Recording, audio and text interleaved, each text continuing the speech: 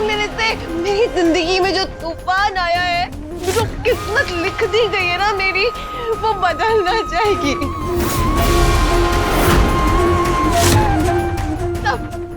अब बर्बाद हो गया।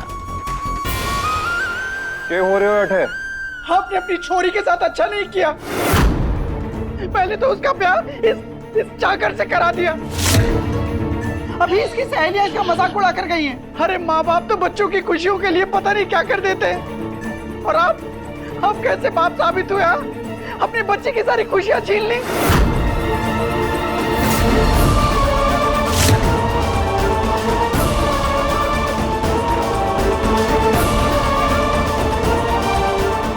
हेलो, मैंने ऐसा लग रहा होगा कि विवाह के साथ थारो प्यार रचा के मैंने सजा दी है थाने, पर एक दिन ऐसा आएगा जब तू जानेगी कि यो सजा नहीं, थारा आशीर्वाद है तने, जो थारी जिंदगी संवार गया।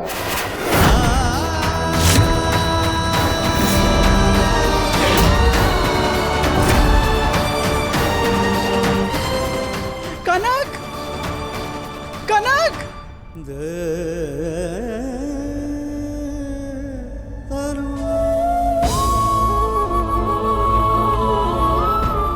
पहली बार लग रहा है कि जज्बात में आके गलत फैसला ले बैठा मैं। छोटी मेम साहब, ऐसे तो बात बिगड़ती जाएगी हर दिन।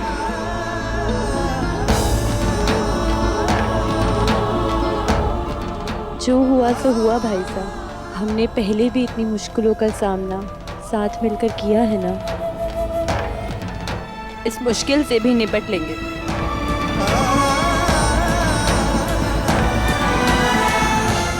आजा। कंवरलाल जी, आपको तो पता ही है, सरपंच और बच्चों के जाने के बाद सारी जिम्मेदारी हमारे कंधे पे आ गई, और मैं तो हमेशा कोशिश करती रहती हूँ कि व्यापार को और बढ़ाऊं। जी जी धन्यवाद, आप हमेशा में सहयोग देते हैं।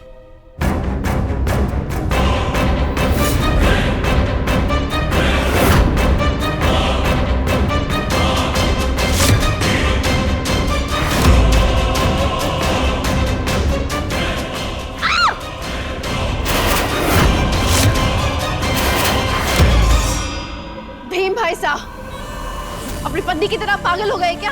क्या कर रहे थे? ये आपके सरपंच साहब का घर नहीं है, कभी मुंह उठा के चले आएंगे। चकोरी बहन, मने माफ कर दो, वो कमलेश घर से भाग गई थी, तो मन लगा कि कहीं फिर से आपको सताने ना आ गई हो, इसलिए आ गया। क्यों रे? बिंदनी इतनी चिरमिरा क्यों रही हो? और कौन सी बात की माफी? और क्या हुआ था अठे? मासा, सरपंच साहब और फूली के मरने का कमलेश को ऐसा सदमा लगा कि उसे बीच बीच में पागलपन के दौरे आवे, और पागलपन के दौरे में वो चकोरी बहन को हत्यारिन बोले। उसे ऐसा लगे है कि सरपंच साहब, उनके परिवार और फूली को चकोरी बहन ने मारा है। पर मासा, ऐसा कुछ ना है। चकोरी बहन, मूंग साहब बहुत अच्छे लोग हैं। 15 साल से सरपंच साहब के जाने के बाद इन लोगों ने हमें सहारा दिया है। हमारे अज्जू की पढ़ाई लिखाई का सारा खर्च यही लोग उठावे, वरना हम लोग तो बर्बाद हो जाते। भीम भाई साहब, ये तो हमारा फर्ज था ना। चलिए, मैं नौकरों से कह के आपकी बिंदनी ने ढूंढवाती हूँ। राम राम।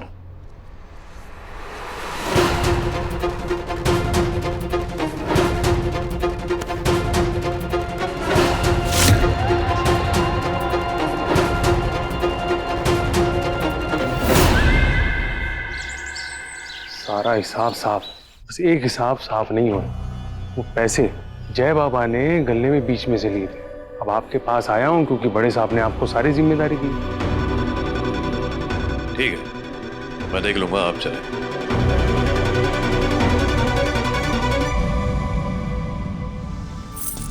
छोटे साहब, आपने कुछ दिन पहले गले से कुछ पैसे निकाले थे, उसका हिसाब चाहिए था। साले तू 2 खोटे का नौकर, थारी ये हिम्मत के तू मारे से हिसाब मांगेगा? हिम्मत अड़ा है, जिम्मेदारी हमारी। बाबा साहब ने फीसों की जिम्मेदारी मन ने दी है ना, आप हिसाब दे दें, मैं चला जाऊंगा। हिसाब चाहिए था ना? हाँ? हिसाब चाहिए? नहीं दूंगा हिसाब। बोल क्या कर लेगा? छोटे साहब, जो आप मन ने हिसाब ना देंगे ना, तो मन ने हिसाब लेने के और तरीके भी आते हैं। अच्छा,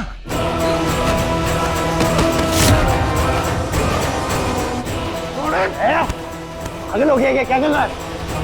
इसकी अकड़ बहुत बढ़ती जा रही है। खुद को सच में इस घर का दामाद मानने लगा ये। वफादार हूं मैं इस घर का, जय साहब जी, और किसी ने भी इस घर को नुकसान पहुंचाने ना दूंगा मैं। वो फिर आप हो या आपका ये सैंडी को पकड़ने वाला दोस्त।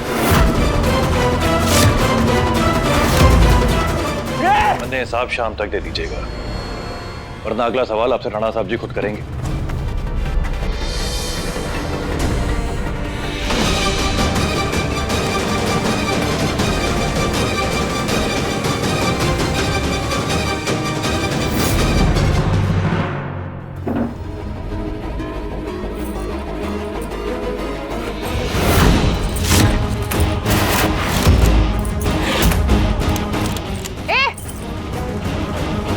कर रहा है? मालकिन वो एक कुर्सी धूल खा रही थी बाहर पड़ी पड़ी, तो इसके लिए मैंने सोचा कि अंदर रख के इसको ढक देता हूँ। तो यही कमरा मिला था रखने के लिए? फिर पुराने कमरे में नहीं रख सकता था? नया है क्या? किसने बताया नहीं कि कमरे में जाना मना है? शाम, मालकिन, तुमने इसे रखने से पहले घर के कायदे कानून नहीं बताए थे? और इसके पास ये चाबी कैसे आई? माफी टकराई साहब, आगे से ऐसा कभी नहीं होगा। और आगे से ऐसा हुआ तो शाम तने पता है इसकी केस सजा है। चलो निकलो।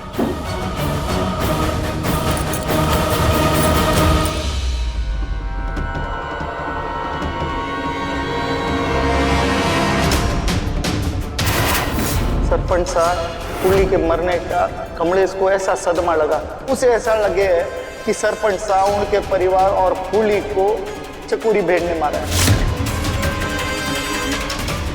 मुंह सुईसो और पेट कुईसो है इस चालाक लोमड़ी ने। कुछ ना कुछ कान गड़बड़ जरूर किया होगा। पता नहीं के छुपा के रखा है उस कमरे में, जाके देखना पड़ेगा। हाँ जी ताई जी, आज मैं पूरा दिन यहीं रुकने वाला हूँ। जैसे ही मुझे कोई नई बात पता चलती है मैं तुरंत आपको बताता हूँ। चलिए मैं फोन रखता हूँ।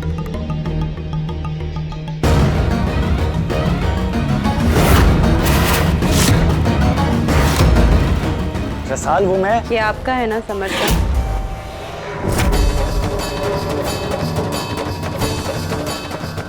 ये रुमाल रतन बापू साहब के व्यापार वाले कमरे में कैसे पहुंचा? बोलिए, जवाब दीजिए। तुम भी ना रसाल, तुम मुझ पे शक कर रही हो सकता है कि मैं जय के साथ उस कमरे में गया हूँ और गलती से रुमाल वहां गिर गया होगा। मैंने भी ध्यान नहीं दिया। उस कमरे में राणा बापू साहब और मुनीम जी के अलावा जाने की इजाजत किसी को ना है। राणा बापू साहब उस कमरे का दरवाजा हमेशा बंद कर कर जाते हैं। इसलिए मैं जानना चाहती हूँ आप और छोटे साहब उस कमरे में कैसे जा पहुंचे? आप यहाँ क्या कर रहे हैं समर साहब? पहले आपने सैंडी को भगा दिया और फिर आपका ये रुमाल उस कमरे में मिला। आप क्या छुपा रहे हैं समर साहब? जवाब दीजिए। तुम्हें जो सोचना है ना तुम सोचती रहो, क्योंकि मुझे तुम्हें कुछ भी बताने की कोई जरूरत नहीं है। आप जवाब दे ना दें, लेकिन मेरे मन में जो सवाल उठ रहे हैं उनका जवाब मैं ढूंढ के रहूंगी समर साहब।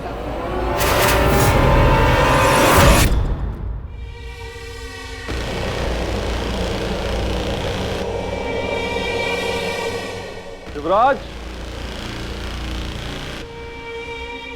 जी, पापा सर।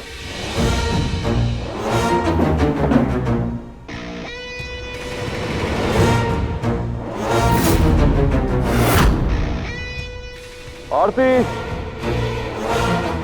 जी हुक्म। युवराज की थाली लगाओ। आज से हमारा दामाद हमारे सागे बैठकर खाना खाएगा।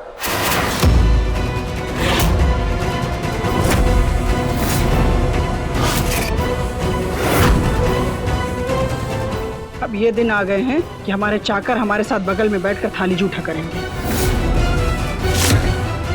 कितनी बार कहने पर समझ आएगा? चाकर नहीं है वो इस घर का, जमाई सा है हमारे। पापा साहब बस, आपके बार बार बोलने से ये हमारे बराबर नहीं हो जाता। अगर ये यहाँ पर बैठ के खाना खाएगा तो मैं इस टेबल पर नहीं बैठने वाला हूँ।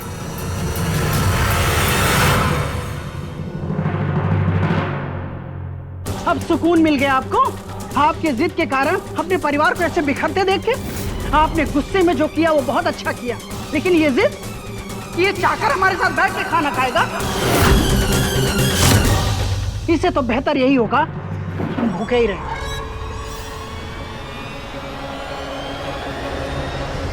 मिर्ची ना लगे तो एक बात बोलूं जीजा साहब। हाँ निकाल ले, तू भी अपनी भड़ास निकाल ले वृंदा। आपने जो फैसले लिए हैं हम सब ने माने, और आपके फैसले ये पूरा परिवार हमेशा माने ये जरूरी ना है। आप परिवार को अपने फैसलों के लिए दबाव न डाल सको। रुकसी तो जासी। आ जाओ, सब चले जाओ, किसी की जरूरत नहीं है मना। शुक्र है हमारी बेटी और दामाद तुम्हारे सागे बैठकर खानों खासी। आज जो ये सब कुछ हो रहा है शिवा की वजह से ना हो रहा, मेरे उठाए एक एक कदम की वजह से हो रहा है। आज हमारा पूरा परिवार एक दूसरे से दूर हो गया। उसकी सजा भी मुझे मिलनी चाहिए ना, सब परिवार वालों को क्यों मिले? ये अपने आप को ही खत्म करोगे। साहब ये क्या कर रही हैं आप? छोटी मेम साहब नहीं रही मैं शिवा। चाकर की बीवी कहलाना तो बिल्कुल मंजूर ना है। तेरी वफादारी से तेरी एक पहचान तो है, पर मेरी तो पहचान ही मिट गई ना बाबू साहब।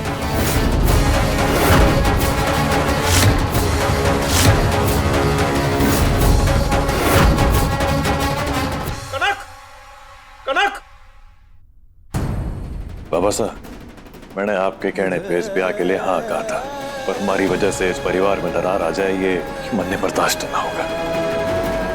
हमारी आपसे विनती है कि हमेशा की तरह मैं रसोई में नीचे बैठ के खाना खा लूंगा। सबको इतना परेशान करने की कोई जरूरत ना है।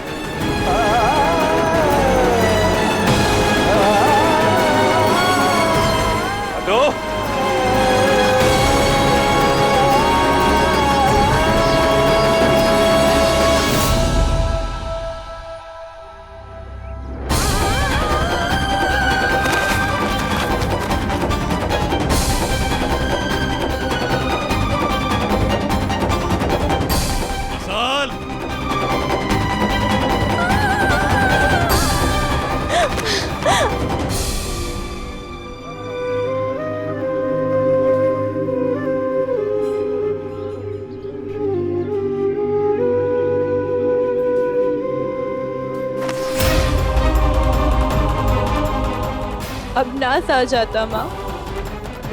भाई साहब को खुशी पाने का पूरा हक है। उन्होंने कभी अपने बारे में सोचा ही नहीं, हमेशा दूसरों के बारे में सोचते हैं। लेकिन आज आपको उनके बारे में सोचना होगा माँ।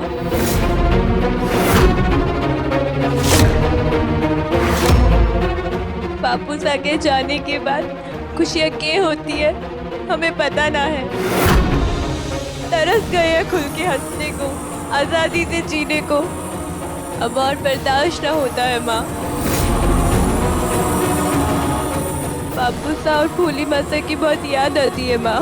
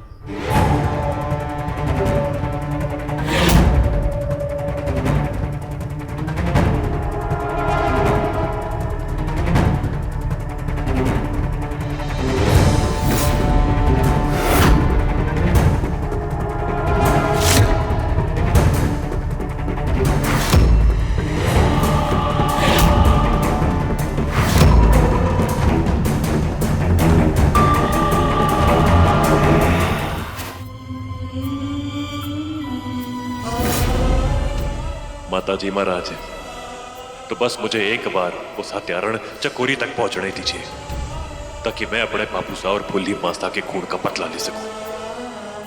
उस चकोरी की वजह से आज हमारी जिंदगी इतने दुखों से भर गई है। बस एक बार कोई सुराग मिल जाए उड़ तक पहुंचने का।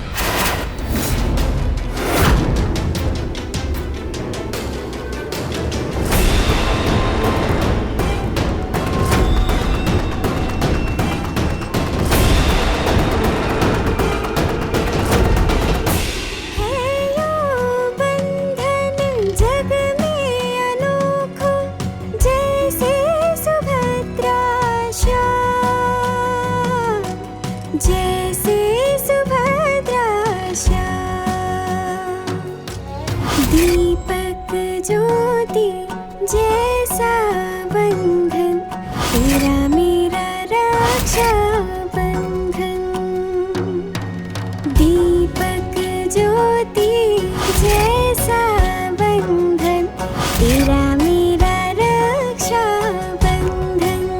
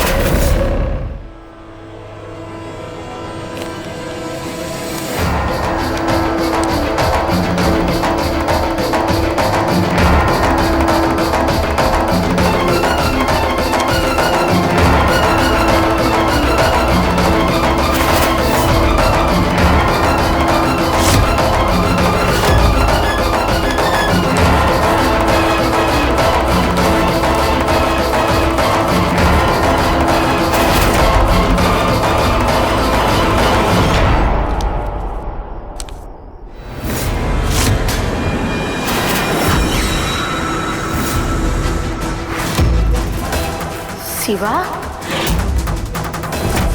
मेरी छोरी का जीवन बर्बाद करने वाला इस घर का दामाद कभी नहीं बन सकता। तू इस घर का चाकर था और चाकर ही रहेगा।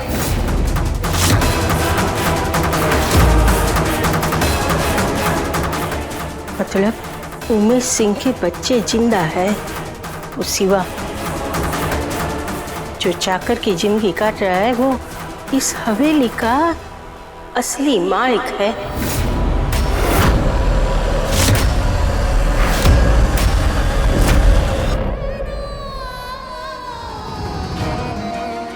चिंता ना कर, सब ठीक हो जाएगा।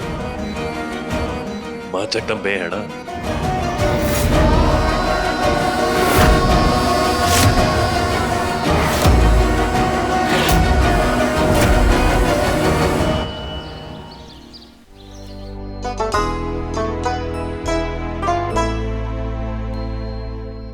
अरे भाई शिवराज, एक खुशखबरी है। रसाल के रिश्ते के लिए हमने कई अच्छे घरों का रिश्ता निकलवाया था, उनमें से एक रिश्ता आया है। वकील और जज लोगों का खानदान है। लड़का सेशन कोर्ट में वकील है, अभी छुट्टियों में घर आया हुआ है और कल हमारी रसाल को देखने आना चाहते हैं। बाबा साहब, ये सच में बहुत ही खुशी की बात है। आशीर्वाद है माता रानी का। कल कितने बजे आ रहे हैं लड़के वाले? वो कल राणा बापू साहब, मैंने आज तक आपकी कोई बात ना टाली, पर ये ना हो सकता। मैं अपने भाई साहब को छोड़ के कहीं ना जाने वाली। सुना आपने? मैं ना जाने वाली आपको छोड़ के, मैंने ना करनी ये शादी। पगली भाई शिवराज, अब ये मामला भाई बहन का मामला है, तो रसाल को समझाने की जिम्मेदारी हमारी। लेकिन ध्यान रहे, रिश्ता बहुत अच्छा है। सुना लड्डू, रिश्ता बहुत अच्छा है। भाई साहब, आप बहुत सीधे हैं, आप दिल से सोचते हैं। काम काज में आपको खाने पीने किसी चीज का ध्यान ना रहता। और छोटी मीम साहब, उनकी इज्जत के लिए तो आप कमरे के बाहर जाके भी सो गए थे। और मैं ना रही तो आपका ध्यान कौन रखेगा? लड्डू बहुत बड़ी बड़ी बातें करने लगी है तू आजकल।